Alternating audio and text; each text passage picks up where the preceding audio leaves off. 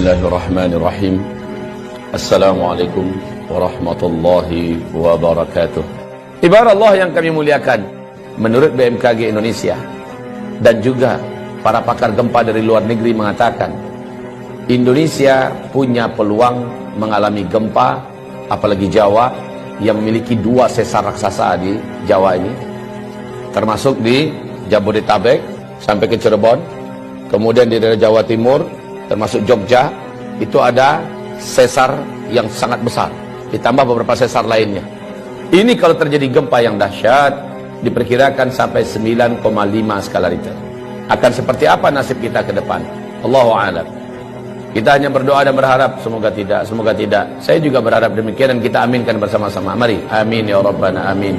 Kulali, seorang pakar gempa Australia, baru saja menyampaikan bahwa dari Selat Sunda sana, dari Pandeglang, ada potensi gempa di dataran dangkal.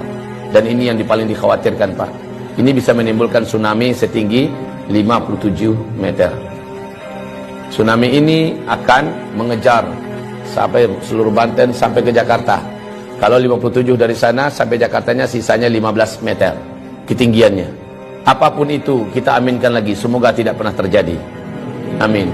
Tapi mereka bicara bukan orang-orang bodoh. Mereka adalah pakar dan ahli. Ketika mereka memperingatkan, maka layak untuk kita mengambil kesiagaan. Saya hanya sarankan pada kita yang mampu menghentikan bencana yang sudah diprediksi perkiraannya hanyalah Allah Subhanahu wa taala. Kalau begitu, ambil dan pesantrennya Gus Nur yang ada di Palu hancur, tapi gedung dan rumahnya pesantrennya Gus Nur utuh seutuh-utuhnya, berdiri kokoh, rapi serapi-rapinya, sebelah-sebelahnya rata. Masya Allah, Allah kasih lihat. Bahkan kantor Polda yang ada pun tenggelam oleh tsunami. Tidak sedikit jumlah para aparat yang sampai hari ini belum ketemu. Ya Rabb, jangan sakiti ulama. Saya sudah sampaikan kepada pemerintah negeri Republik Indonesia tercinta ini, Anda berutang ke sana kemari dengan harga dan angka yang sudah sangat gila-gilaan, dan ini membahayakan untuk NKRI ke depan. Sekarang mau Anda tambah utang berapa?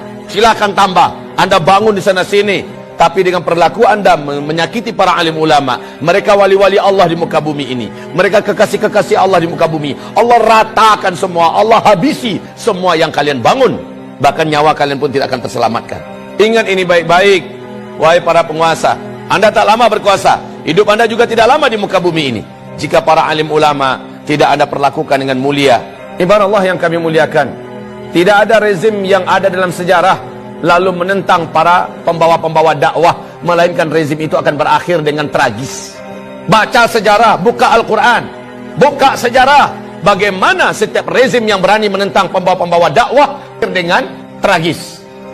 Wa kadzalika ja'alna likulli nabiyyin aduwwa syayatinal insi wal jinn. Musuh-musuh dakwah ini adalah setan-setan manusia dan setan-setan jin. Demikian Allah firmankan, yuhi ba'duhum ba'da zukhrufal qawli ghurura. Konspirasi mereka sesama mereka saling rapat dan akrab dalam rangka memadamkan dakwah, tapi pada ujungnya qul ja'al haqqa wa zahaqal batil. Kalau kebenaran sudah datang, kalau kebenaran sudah diusung dan dibawa, diperjuangkan, yang batil pasti akan enyah.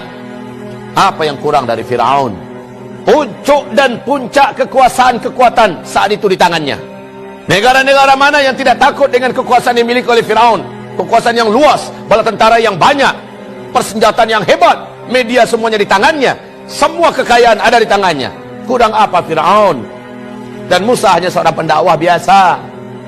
Musa dengan pendampingnya Harun, Bani Israel orang-orang rakyat biasa, tapi mereka bersama Allah yang Maha Perkasa. Ketika semakin zalim Firaun kepada Musa dengan fitnah yang bermacam-macam, dengan cara yang bermacam-macam untuk menghabisi Musa, akhirnya Firaunlah yang habis.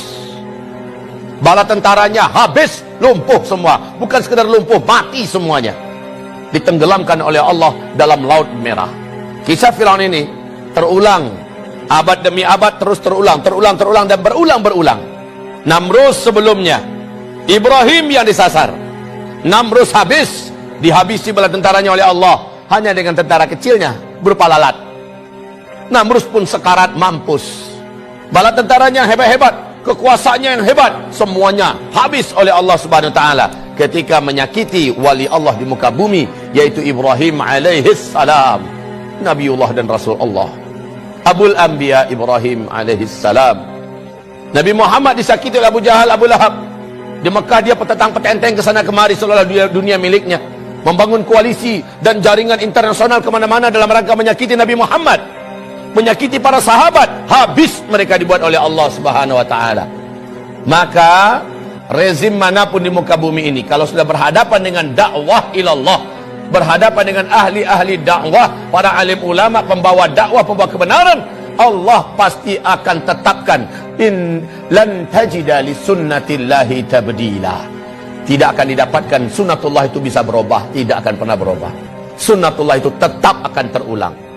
Saya tidak tahu omongan ini akan sampai tidak ke telinga para pemimpin dan berkuasa yang sedang memimpin di Indonesia. Saya tidak ingin para pemimpin yang ada, rejim yang ada berakhir tragis. Tugas saya hanya sekedar menyampaikan. Saya tidak punya wewenang apa-apa dalam menurunkan azab. Saya tidak menginginkan azab turun ke Indonesia ini. Saya ingin pemimpin kita memimpin dengan baik dan benar. Roda kepemimpinan pemerintah berjalan dengan baik dan benar. Masyarakat hidup dengan makmur, sejahtera, tertanggulangi masalah-masalah berat kehidupan mereka. Agama juga terjaga dan terawat. Maka baldatun thayyibatun wa rabbun ghafur terwujud. Ini yang saya mau.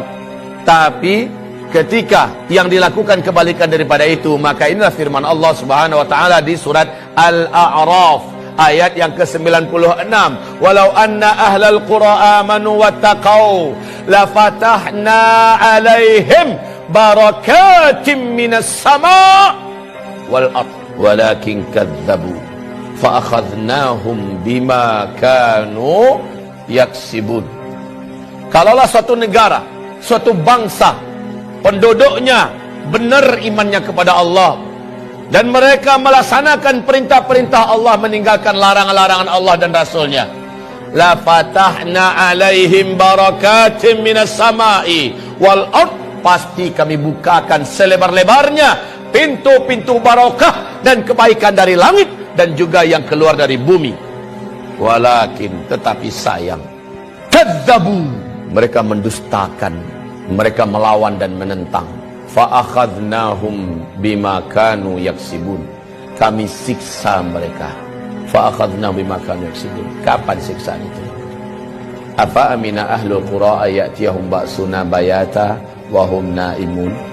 Apakah mereka merasa aman ketika dosa sudah dibuat di mana-mana, maksiat sudah dilakukan di mana-mana? Mereka masih merasa aman daripada siksa dan azab kami yang datang kepada mereka baghtatan, tiba-tiba. Wahum naimun, mereka sedang di rumah-rumah mereka, mereka sedang kumpul-kumpul dengan keluarga mereka, mereka sedang mau tidur atau sedang tidur, datang kepada mereka siksaan kami. Wahum naimun. Awa amina ahlul qura ayatiyahum ba'suna duha, atau kami siksa mereka di waktu duha. Wahum yal'abun, mereka sedang main-main. Baik saudaraku, hamba-hamba Allah yang kami muliakan, InsyaAllah semoga bermanfaat yang saya sampaikan. Mari kita istighfar dan tutup dengan doa kafaratul majlis. Astaghfirullah, astaghfirullah, astaghfirullah. Subhanakallahumma wa bihamdika asyhadu an la ilaha illa anta astaghfiruka wa atubu ilaik. Wassalamualaikum warahmatullahi wabarakatuh.